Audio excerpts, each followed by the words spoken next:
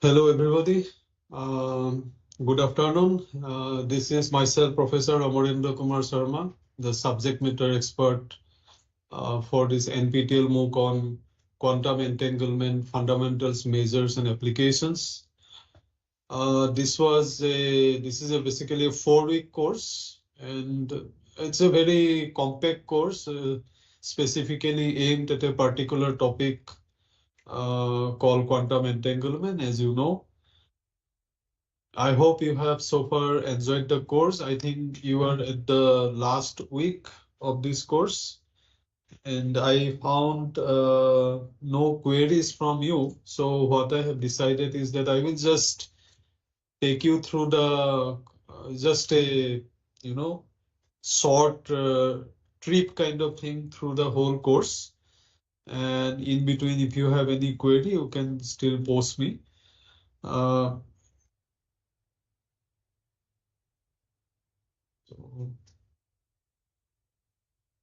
Yeah.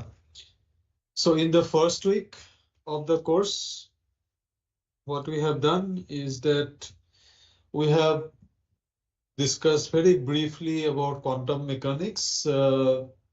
In particular, I discussed about why quantum entanglement is so important. And as you have also learned that quantum entanglement is one of the integral component of the so-called quantum technology. And in 2022, Physics Nobel Prize was given for the work of quantum entanglement. All those things I spoke about. And quantum entanglement, because it is used as a resource, just like energy, it is used for quantum information processing, and numerous applications require quantum entanglement. And we started discussing with very basic quantum mechanics. You know, the mathematical tool behind quantum mechanics and quantum entanglement in particular is the so-called linear algebra. So in the first week, I have taken you through the mathematical tools. We have discussed how a physically observable quantity is represented by an operator and a quantum state is represented by a Kate vector.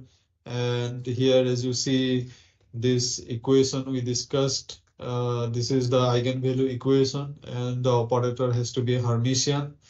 And when this kind of equation, you see, when the operator operates on the state vector or the state kate, it results in the state kate again multiplied, which is multiplied by number, and that has to be a real number, and that is called the eigenvalue.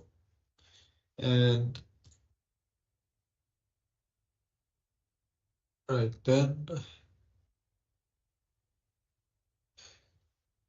we know that this state vector contains all the information, and any arbitrary state can be represented by a superposition of eigenstates like this, and where the only condition is that all this complex amplitude C1, C2, C3, its mod square should add up to 1, because C1 mod square gives you the probability of getting the state in the eigenstate phi1. C3 mod square is going to give you, as a result of the measurement, this arbitrary state is going to collapse into the eigenkate phi3, and so on. All these things we discussed.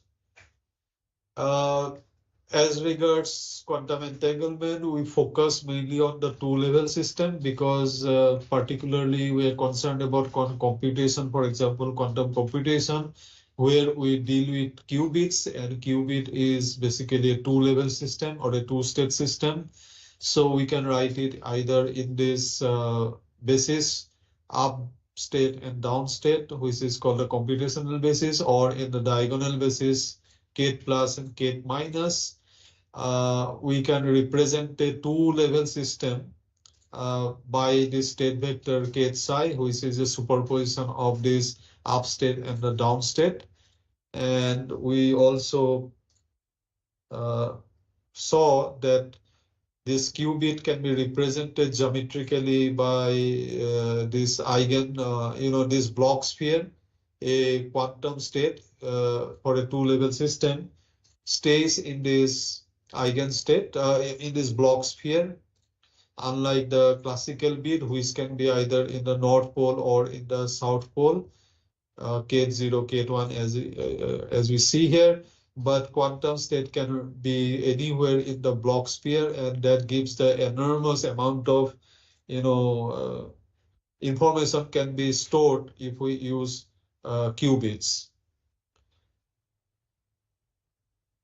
Then we also discussed in the first week, we discussed about density operator, that quantum state can be represented also by the so-called density operator rather than that of either the so-called state vector, because many times it is not possible. For example, whenever you have a mixed state, it is not uh, possible to write it as a specific quantum state. Then you have to write it as a mixture of states with the corresponding classical probabilities.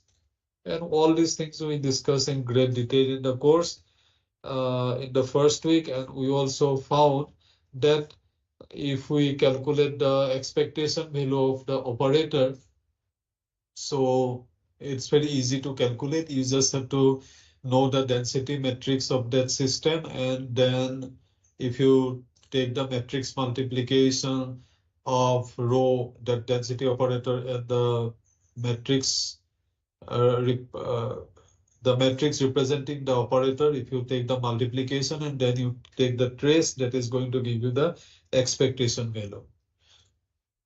And for pure state, trace of rho square is equal to 0, but for mixed state, it is always less than 1.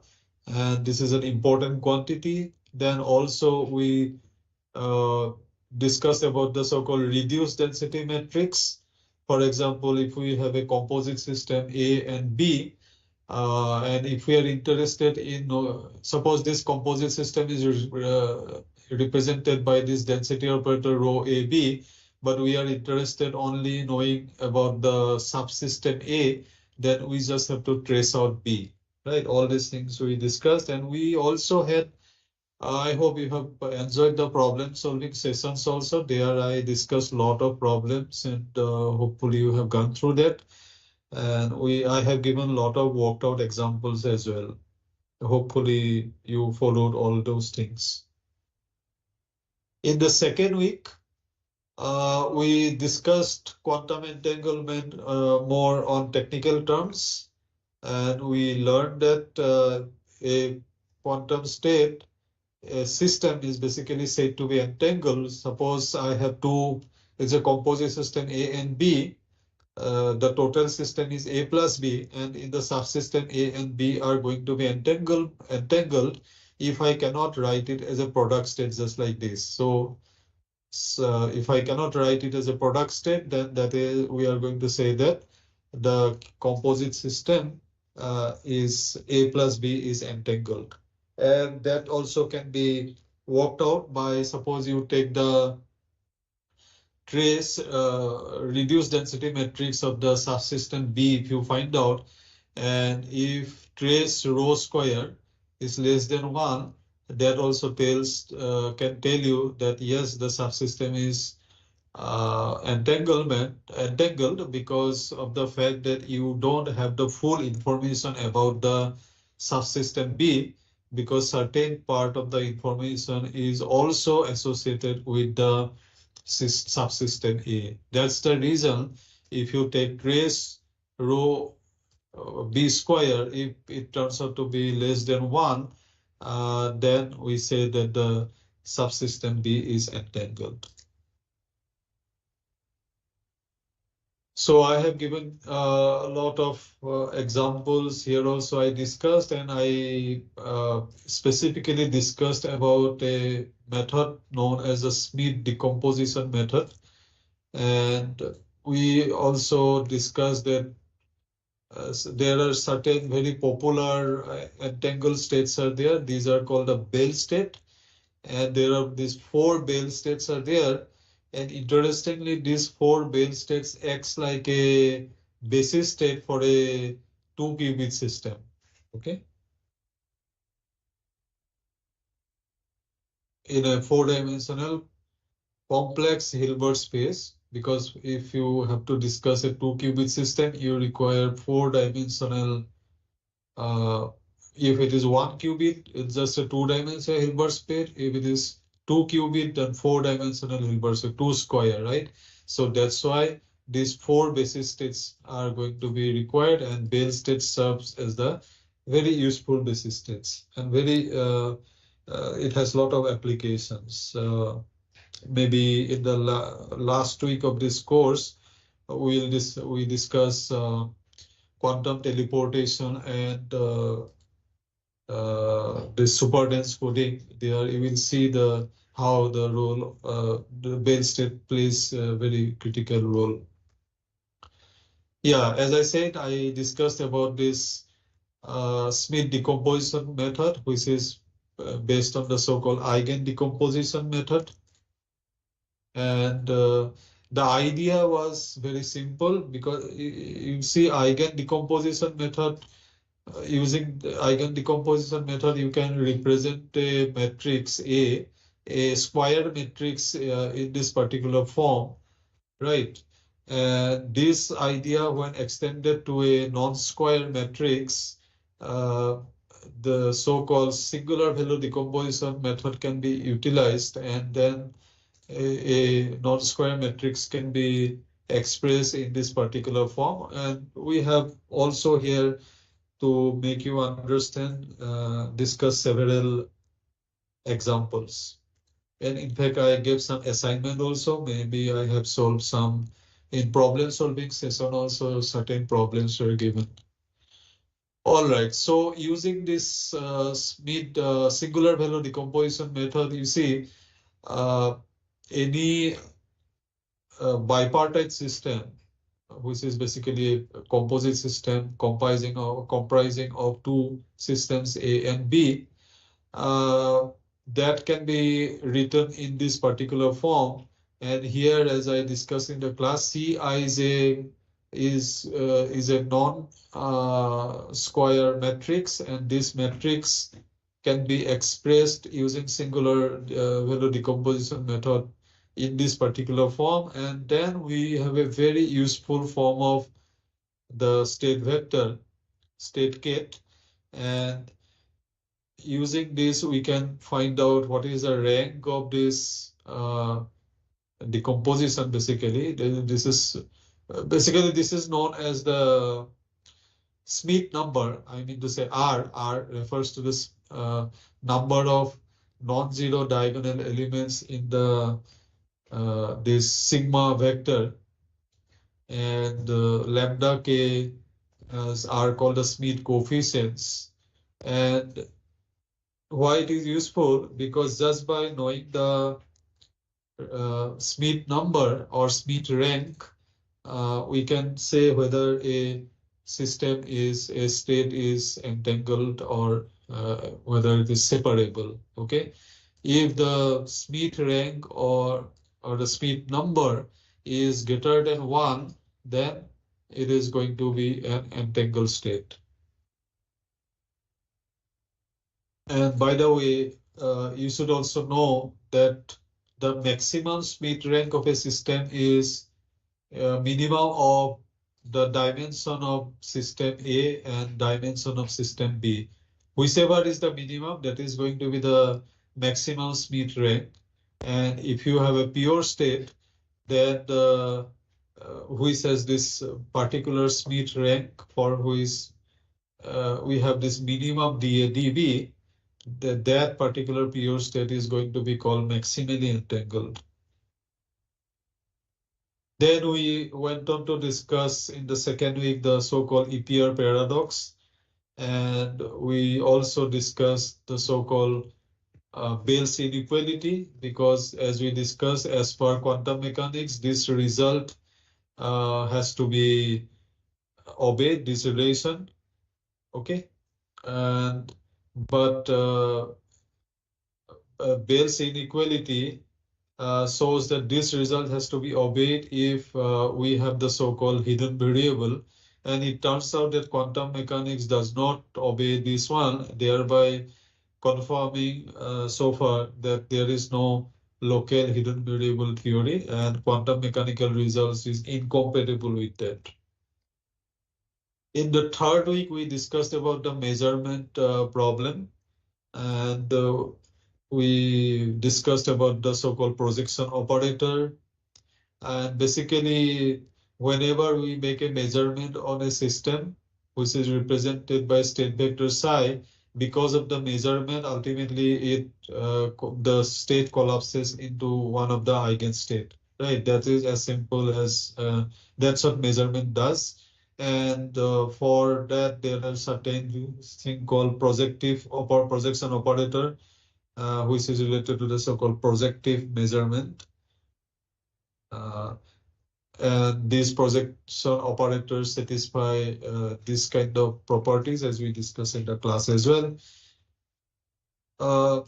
And also we discussed that quantum mechanics basically tells us the rate at which a particular outcome can be obtained when you make the measurement on an ensemble of system, basically infinite number of copies you consider, and thereby that's how the measurement is defined, and it simply tells you that what is the rate at which a particular outcome can be obtained, right? We defined the so-called measurement operators and discussed about its various properties, particularly what is the probability of getting an outcome M, or after making the measurement, immediately after the measurement, where the state is going to go. All these things we discussed along with a lot of examples. And in terms of density operator also, this same thing can be explained. Because earlier we did that with the state vector, but then that same thing can be done, extended to the so-called density operator as well. Okay, we discussed about the positive operator value measurement. These are particularly useful, particularly because of this fact that the elements of a positive operator value measurement are not necessarily orthogonal, unlike these projective operators thing or measurements. Here, it can be used particularly to find this. This thing is that the non-orthogonal quantum states cannot be distinguished, and then this POVM can be utilized to find that, basically find this fact. We went on to discuss in the third week the local operations and classical communications. And by local operation means that you make your measurement in the respective Alice and Bob. They are going to make their measurement in their respective labs, and by classical communication, they are going to inform about their result by, you can say, as if by telephoning. Alice is going to telephone Bob to let her result to Bob, or Bob is going to inform Alice by telephone what result he has obtained to Alice, right? That is called classical communication. All these things we anyway discussed. And we discussed about the properties of the entanglement, and we also, while discussing the properties, we discussed about certain quantum gate operation. We very briefly we discussed about it because that is required. And one of the property was that this entangled state can be created by application of unitary operations on separable states. And these unitary operations are carried out by the so-called gate operations. Various gates are used to carry out these unitary operations. In this context, we discussed about C0 gate. We discussed about the Hadamard gate. And also we discussed how this Hadamard gate can be used to generate a entangled state, and Bell state particularly. Of course, Bell state is an entangled state. Okay. Any question? No.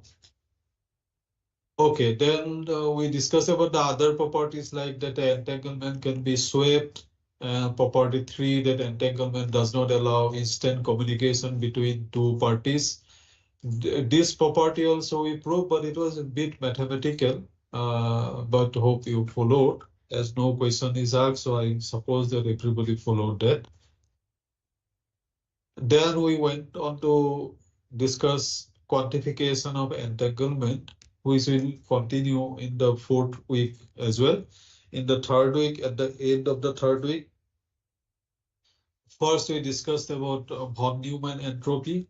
Before that, I gave you a brief introduction to what entropy means. And this von Neumann entropy we discussed, and it turns out we discussed that if the von Neumann entropy is non-zero, that basically tells that the system is entangled, and it's an important measure for entangled state. Okay, and entropy for a pure state is of course 0. And you see, this statement also I made that von Neumann entropy has a maximum value if the Hilbert space is finite. For example, if the Hilbert space is d-dimensional, then the maximum value of the entropy is log of d. Now, in the context of qubit and two-dimensional system, d is going to be equal to 2, and logarithm here, the base is 2. So therefore, this entangled von Neumann entropy basically lies between 0 and 1 for a two-dimensional space, right? System. And if the subsystem A and subsystem B are entangled, then respective, von Neumann entropy corresponding to the reduced density matrix for A and B are going to be non-zero. In the final week, we discussed about an extremely important criterion called a positive partial transpose criterion, or which is also called Paris-Hodorkovsky criterion. And I think I have discussed it in great details with examples, not only in the lecture class as well as in the problem solving session. The idea is basically to know whether a state is separable or not. That can be very easily found out by using this criterion. If the state of a composite system is separable, then the partial transpose of the density operator with respect to one of the subsystem is positive. If it is positive, then clearly the system is separable. If not, then it is not separable. That means it is entangled. We gave example what we mean by partial transpose, and discuss a lot of examples, right? All these things I discussed in the class. Then we discussed about the so-called negativity, which is an important measure of quantum entanglement.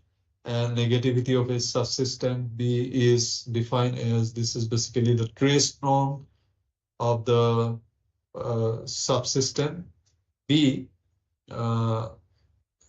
And this is basically the mathematical expressions, and it is very easy to calculate. You simply need to find out the partial trace of the density operator corresponding to the subsystem B, find the eigenvalues of this matrix rho TV, and then you just have to add them, take the modular sum of them, and if it turns out to be and you will just put it in the expression here, and if the expression turns out to be positive, NP is not equal to 0 basically, then we say the subsystem B is entangled with subsystem A.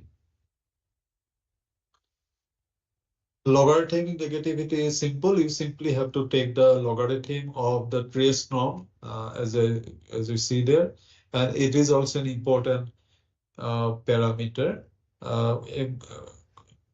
Measure for quantum entanglement. All right.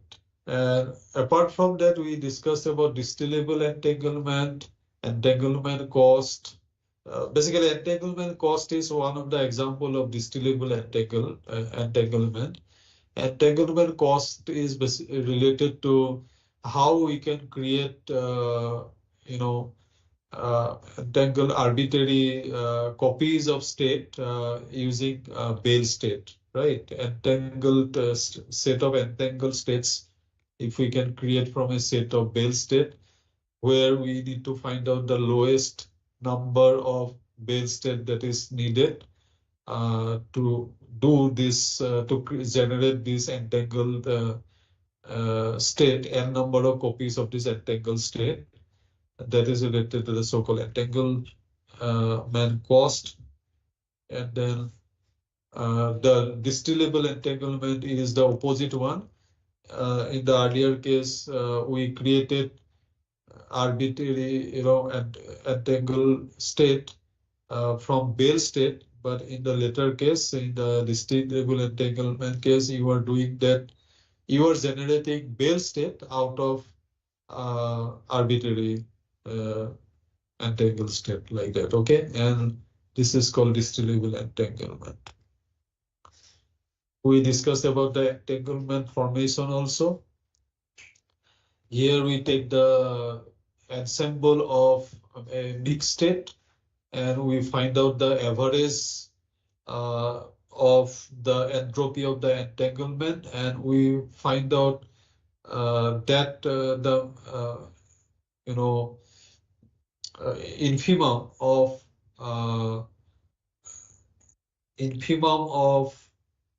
we take the infimum over this average, and that is going to tell us what is the entanglement of formation, right? And I think I discussed that with giving some examples. Hope it was clear to all of you.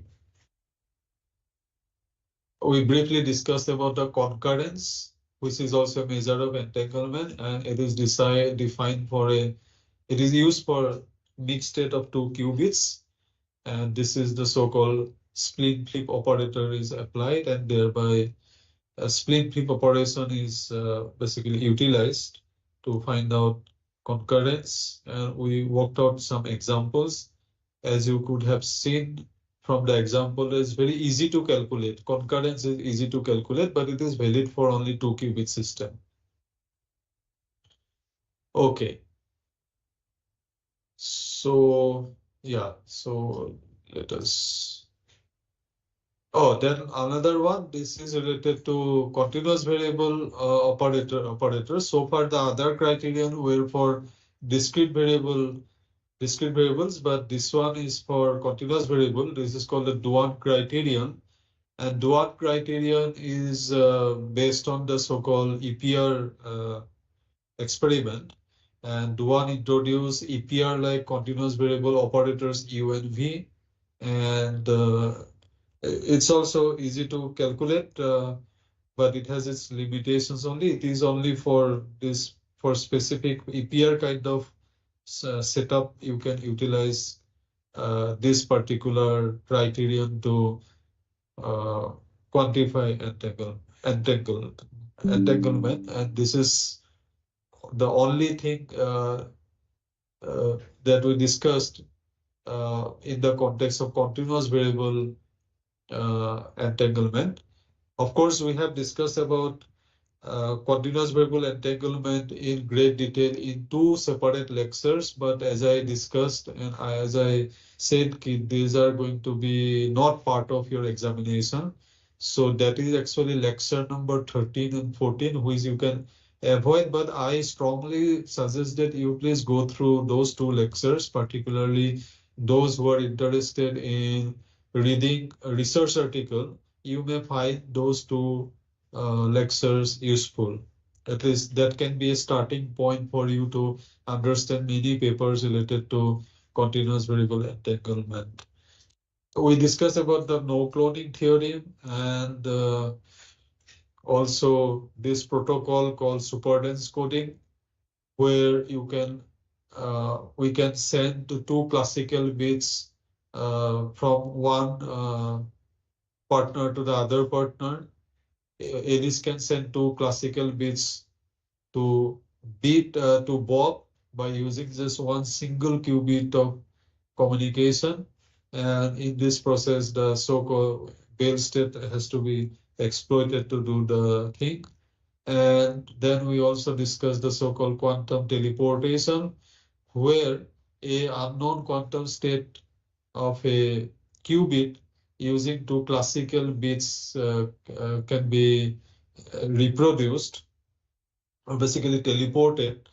By the way, here, as I make it clear in the class, in that lecture, that qubit itself is not transported, rather the information required to reproduce the quantum state is transmitted, okay?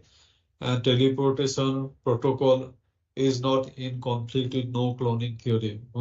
Then this is the reason why I briefly discuss no cloning theorem also, because whatever be the protocol, no cloning theorem should not be in conflict. It cannot be violated. Okay. So I think I discussed these things in great detail. Yeah. Thank you. So I just wait if you have any queries.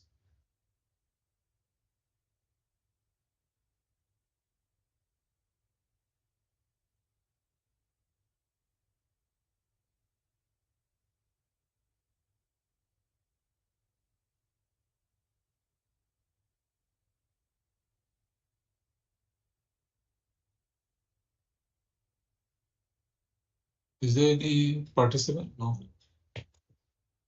So how much time we have? Otherwise, we have to do till 5, we can do till 5:15. Okay, now what's the time? 4:47. Okay. So half an hour left almost.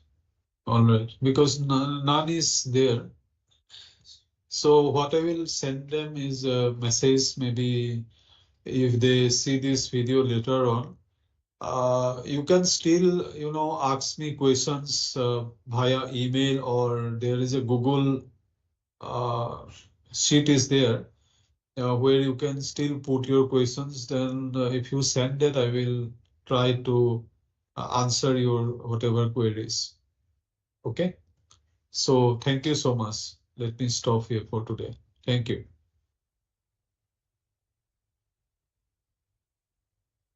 Okay. Okay.